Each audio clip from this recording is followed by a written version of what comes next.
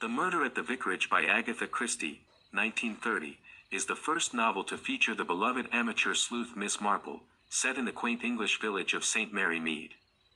When the detested Colonel Prothero is found murdered in the vicarage study, the local vicar, Leonard Clement, becomes both narrator and reluctant detective alongside Miss Marple, as the village's secrets unravel in a web of deception and hidden motives.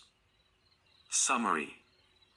In the quiet village of St. Mary Mead, where lace curtains twitched at every passing cart and no secret stayed buried for long, life at the vicarage unfolded in its usual, if occasionally chaotic, rhythm.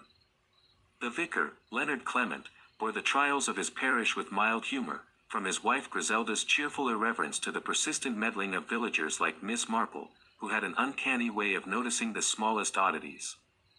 But the placid surface of village life cracked one Wednesday afternoon with a throwaway remark at the luncheon table, that Colonel Prothero's death would be a service to all. No one took it seriously, least of all the vicar himself. Yet within days, those words would echo with chilling weight. Colonel Lucius Prothero was a man known for his severity and a touch of cruelty, feared more than loved in St. Mary Mead.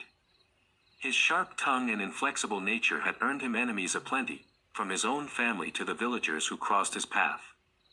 When Prothero arranged to meet the vicar at the rectory to discuss parish accounts, it was little more than another duty on the vicar's list.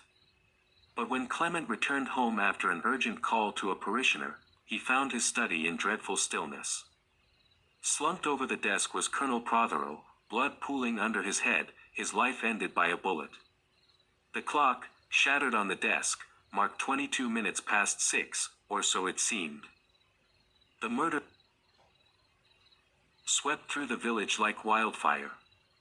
Inspector Slack arrived from Much Benham, his sharp, restless manner rubbing against the vicar's gentler ways.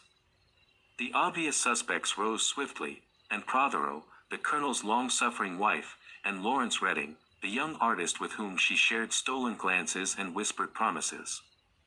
Both were seen near the vicarage that evening. Yet suspicion could not be confined to them alone. Lettice Prothero, the colonel's daughter, flitted through village life with a distracted air, yet there was something guarded beneath her careless words.